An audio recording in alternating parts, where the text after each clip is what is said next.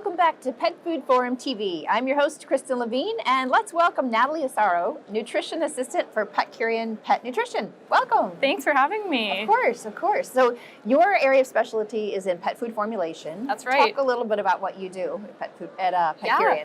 Yeah, so I'm on the R&D team at PetCurian. We have a nutrition team of 3 of us right now. So a lot of the work we do is with pet food formulation, making the actual formulations for the recipes themselves. And, we have a big team of, sales reps and marketing reps as well. So we work with them to make sure that they're up to date with the nutrition information that they need to, work with our customers. How do you determine energy content? Right. So I guess the gold standard or the best way to determine energy content in food is actually through feeding trials. So in a feeding trial, you'd be able to figure out the actual amount of energy being provided to the animal. And then you can also figure out that energy, the same amount of energy being lost by that animal in terms of waste.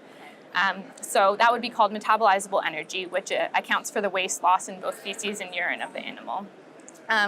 But these trials themselves are expensive and they use animals. So one of the things that we do in industry to cope with this is we use these calculations. So we use what's known as the modified Atwater equation to actually predict the energy density of food rather than having to do feeding trials in every situation.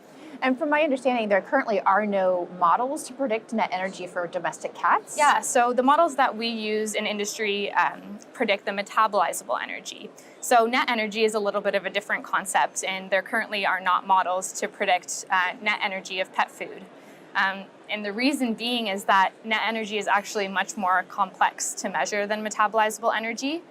Rather than having to measure just the feces and the urine losses, you kind of have to go a step further to account for the energy loss in terms of heat production from the animal.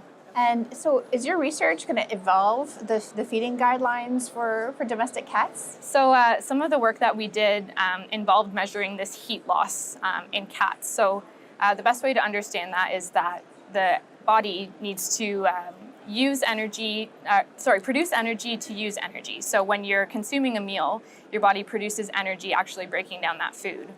So net energy accounts for this heat loss in terms of the heat loss. Right.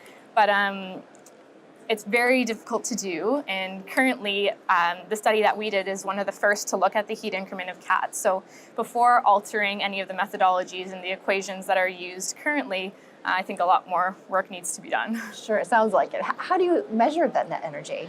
So without getting too technical, we have to measure that heat loss. So the tool that we use is called indirect calorimetry. And generally what that involves doing is measuring the amount of oxygen that an animal consumes and the amount of CO2 that same animal produces.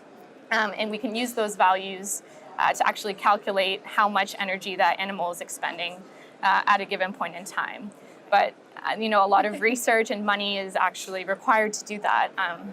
And net energy itself is more commonly used in agriculture.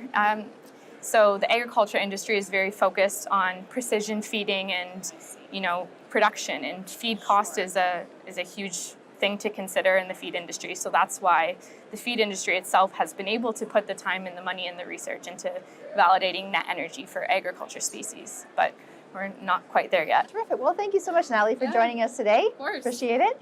And we'll be back with more on Pet Food Forum TV.